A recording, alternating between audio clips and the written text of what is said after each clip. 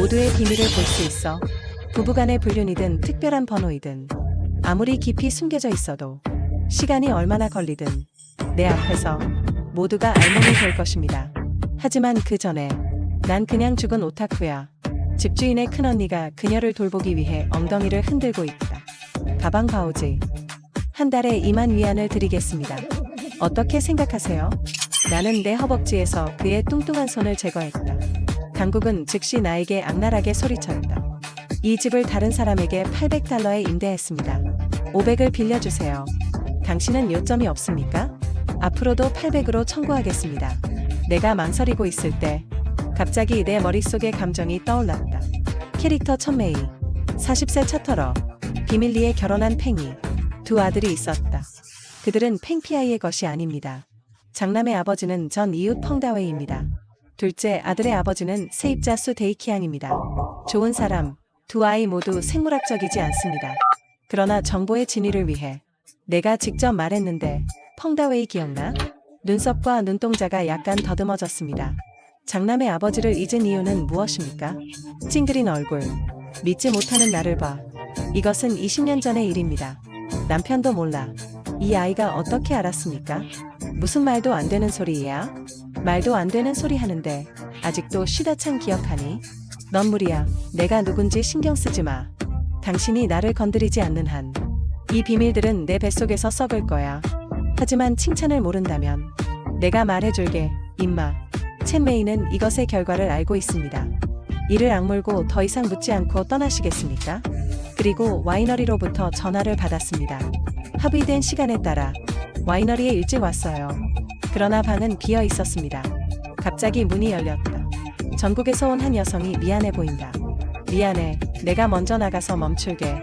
달리고 싶지도 않아. 걔의 눈은 어디를 보고 있습니까? 나를 돌려. 그런데 한 메시지가 떠올랐습니다. 바다 캐릭터 루로연 24세 099 공장장 비밀 1. 와이너리의 자본 사슬이 끊어졌습니다. 임박한 파산의 비밀이는 가족에게서 나옵니다. 루 가족은 결혼을 주선하는 가족으로 가득 차 있습니다. 가족과의 인연 약속. 사장으로부터 소식을 소화했다. 로연 루는 이미 옷을 입었고 그녀의 용기는 정말 뚱뚱합니다. 어떻게 감히 몰래 들어가서 내가 샤워하는 걸 봐. 당신은 오해했다. 나는 엿보지 않았다. 인터뷰를 요청하고 있습니다. 로연 루는 그것에 대해 생각했습니다. 그것은 정말로 일어났습니다. 무작위로 심호흡을 하세요. 인터뷰를 시작하자.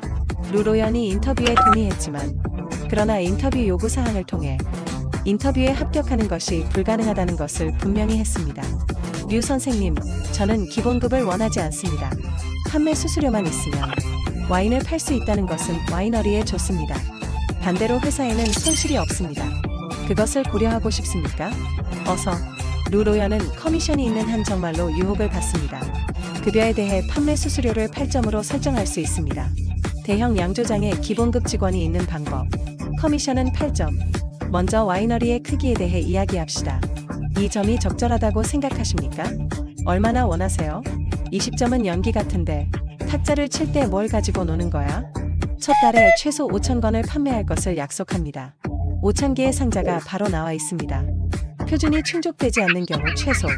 나는 반달의 월급을 원하지 않는다. 이것을 계약서에 쓰세요.